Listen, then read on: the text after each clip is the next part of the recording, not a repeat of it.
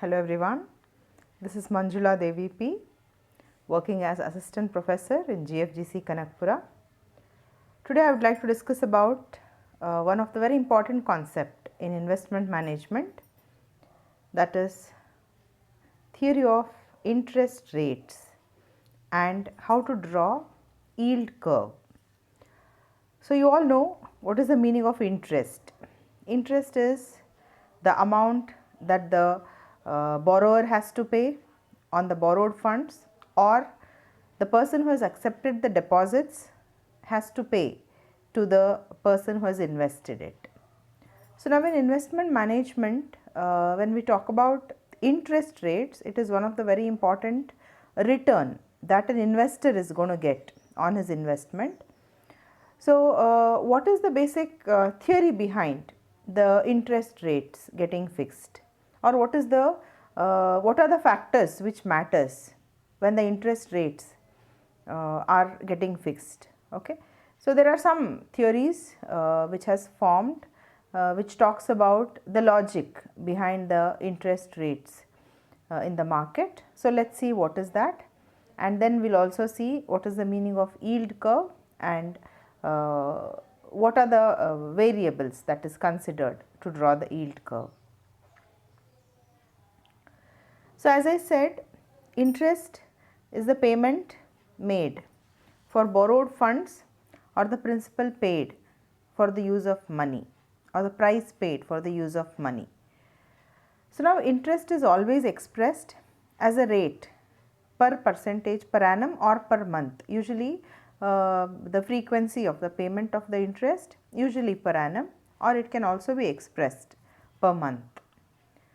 So when we talk about interest, some following concepts are being considered. First one is ceiling rate.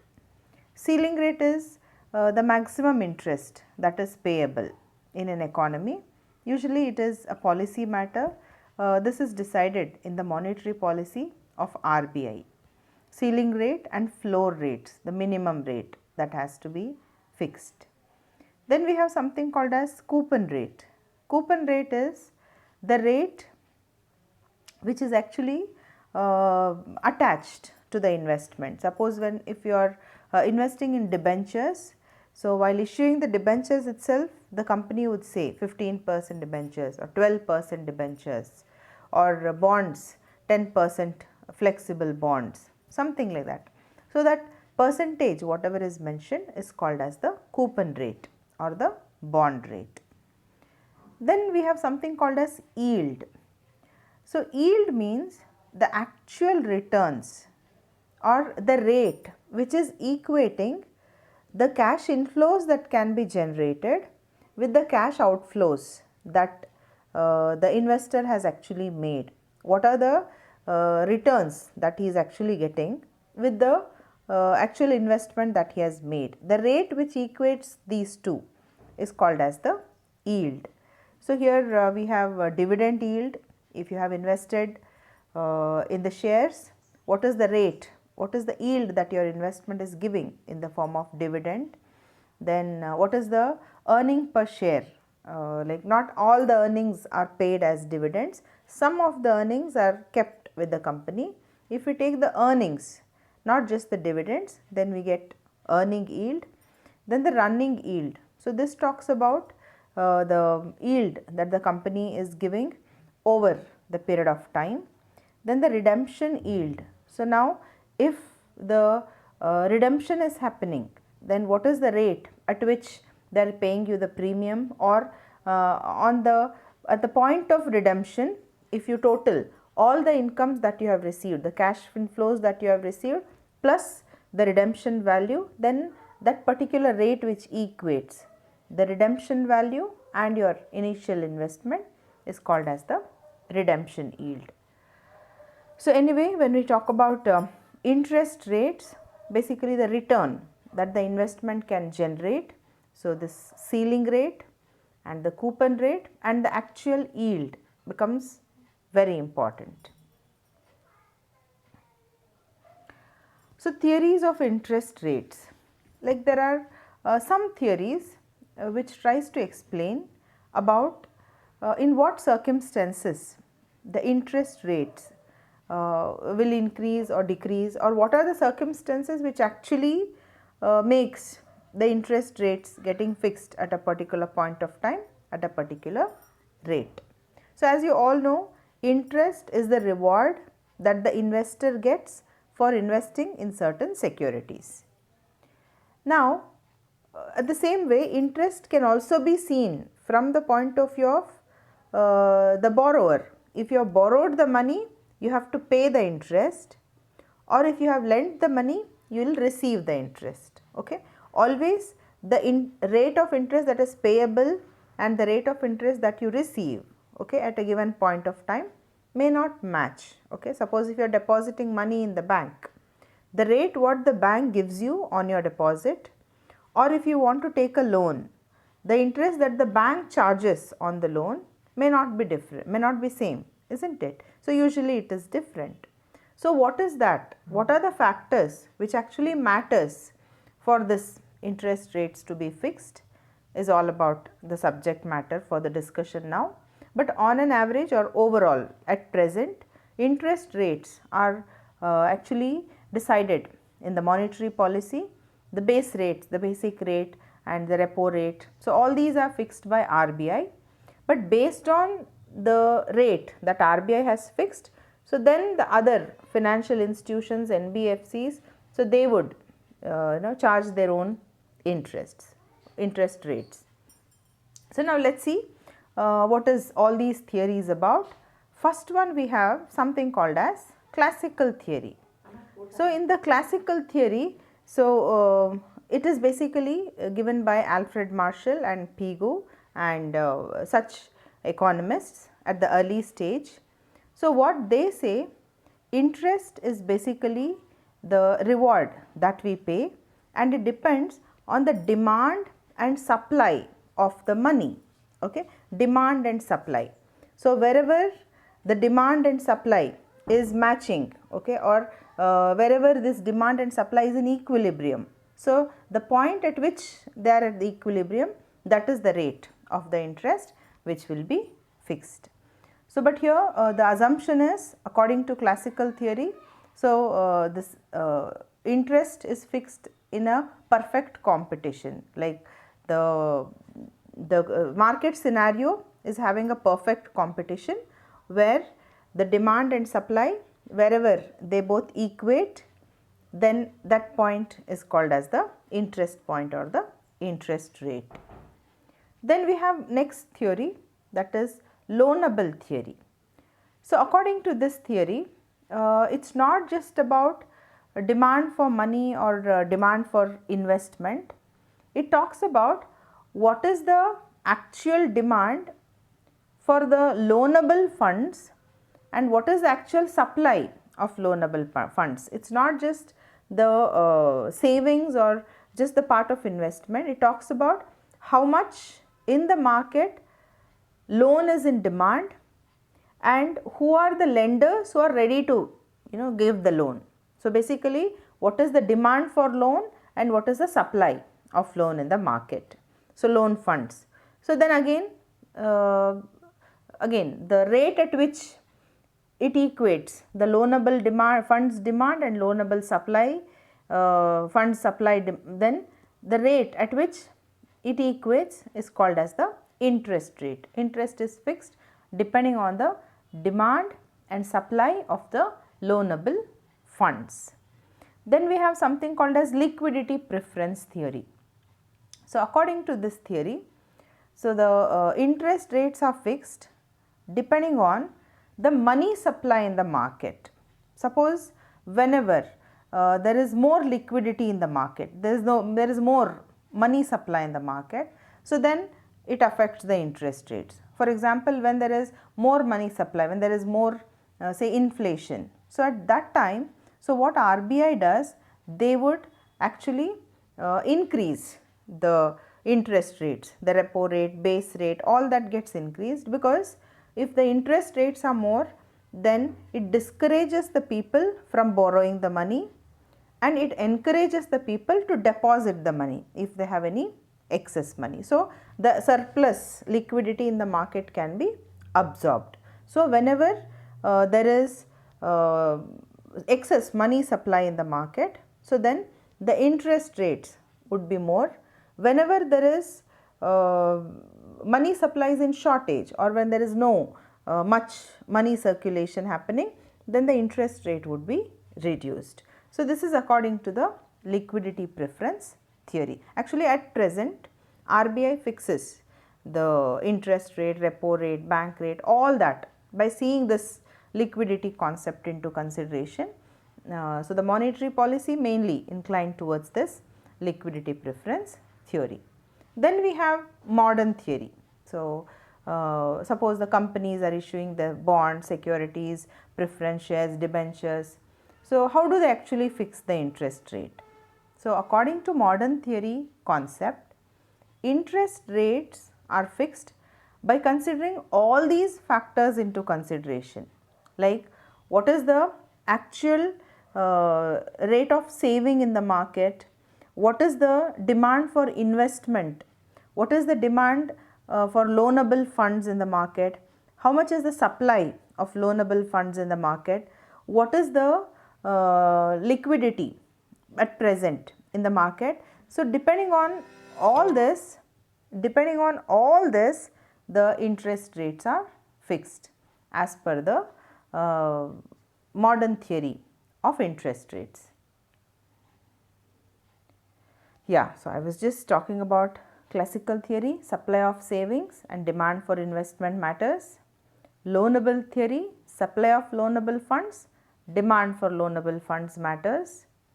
Liquidity preference theory, demand for money and supply of money.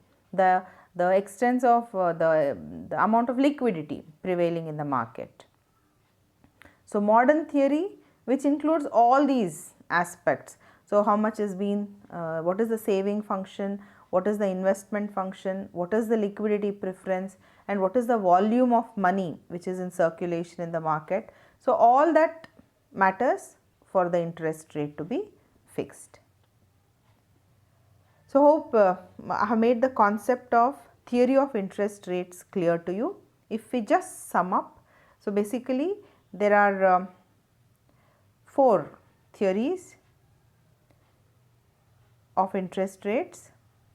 We have classical theory, loanable theory, liquidity preference theory and modern theory. So, each theory tries to give the logic behind fixing the interest rates. According to classical theory, interest rate depends on the extent of supply of savings in the market and demand for investment in the market. According to loanable theory, the interest rate depends on the supply of loanable funds and demand for the loanable funds in the market.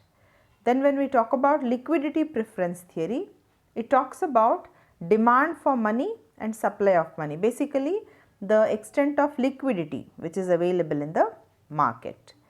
Then we have modern theory, which talks about all these aspects, the extent of savings, investment, liquidity, quantum of money circulation, all this matters for the interest to be fixed. Then let us see what is yield curve. Okay, anyway, this basically talks about the interest rate itself, but here yield, I want everyone to make a clear idea about here. Yield, what we are talking, is synonymous with interest, means it is interest curve, or so we call it as yield curve. So, here yield means interest in this concept. Then here we express the interest rate graphically by considering 2 variables. What are the 2 variables? The 2 variables are yield and term of maturity. Yield means the rate of interest, term of maturity means the number of years with which the interest is actually applicable. Okay. So, we have in x axis we have term of maturity, in y axis we have the interest rate. Okay. Then we depict the yield curve in a graph. So here let's see the yield curve. In what circumstances, how does the yield curve would look like? Yeah. So we have basically 4 yield curves here, if we can see. So you can see the first one normal, second one inverted, third one flat, then we have humped. So what is the logic according to the yield curve concept? As I told, in x axis you have term of maturity, in y axis you have rate of interest or the yield. Let us see the normal curve. So you can see it is an upward sloping curve, but here like the logic is quite simple, or which is more convincing. You can see as the maturity period is increasing, your interest rate is also increasing. Okay. Let us take one very simple example. Suppose you have say 10,000, and if you go to bank and if you want to invest it in 6 months deposit, what would be the interest rate? Or if you want to make a fixed deposit of 5 years, okay, which one do you think would be more? The 5 years deposit would fetch you more interest, isn't it, compared to 6 months deposit. So quite normal, quite natural. As the number of years more, your interest rate would also be more, isn't it? So there you can see an upward yield curve, which is normal. Come to the next one, inverted. So here it is downward sloping curve, which says as the term of maturity increases, your interest rate is less, means your yield becomes less, your interest rate becomes less. So in which situation this happens? The situation where if the investor expects the uncertainty in future, if he expects there is a possibility of reduction in the interest rate in future, okay, in future if there is chances of reduction in the interest rate, so in that case he would put his money, or he would the present interest would be higher than the future interest. So he does not want to lock his funds for long period of time because he expects that the interest rate would be less. So in such case, when there is an expectation that in the long run, when it is very uncertain, if the interest rates are low, then it would be inverted yield curve. Then what is the flat curve? So here if there is no change between the short term rates and the long term rates, and if it is like the market is perfectly competitive market at the prevailing interest rate, you can keep money at any maturity period, then it would be a flat yield curve where there is no change in the interest rate at any given number of years you deposit, you would get the same interest. Then we have something called humped. Here you can see a humped yield curve. So here if you notice, first there is a hump, there is an increase, and then it decreases, then it remains flat. So if there is an expectation that the interest would increase in the near future and then it is going to remain constant, then the yield curve would look in a humped shape where it is increasing, then it reduces, then it remains constant at one rate. Okay. So anyway, this inverted, flat and humped, these are all depends on the assumptions that the investor is making depending on the future interest rate. But usually in a normal scenario, your yield curve would be upward sloping, because as you keep your funds locked for more number of years, you can expect more interest rate because you are taking more risk there in putting your fund. So for more risk, more reward will be paid in terms of the higher interest rate. Okay. Hope you got the concept of yield curve is also clear. So in this session, basically we discussed about the theory of interest rates and the yield curve. Okay. So interest is the cost paid by the borrower for the use of money, whereas it is the return to the lender for parting with the money as well as for taking the risk of lending it to somebody. So, this is the reward. The interest is the reward for investing or for lending it. So, here there are many theories which actually explains how the interest rates are determined. So, we discussed 4 theories here. We have classical theory, we have loanable funds theory, then we had liquidity preference theory, then modern theory. So, in each theory they try to explain the relation between two variables. It could be demand for money, supply for money, demand for loan funds, supply of loan funds, extent of saving, demand for investment, and all these combined together would make the modern theory. Then we also saw yield curve. So, basically it depicts the relationship between yield and the terms of maturity. Okay, yield to maturity, what is the interest that you get at a particular maturity term. Then the normal theory says as you invest for more number of years, you would expect more interest. So, inverted theory, if you expect the future interest to fall, then it would be inverted in shape. Or if there is no change in the future interest rates, then it looks flat. Or if you think in the near future it is going to increase and then it is going to remain same, then it would be humped in shape. Okay. Hope the concept is clear for all of you. These are the further references which you can refer, the textbooks and the other material which you can refer for the further references. Thank you very much.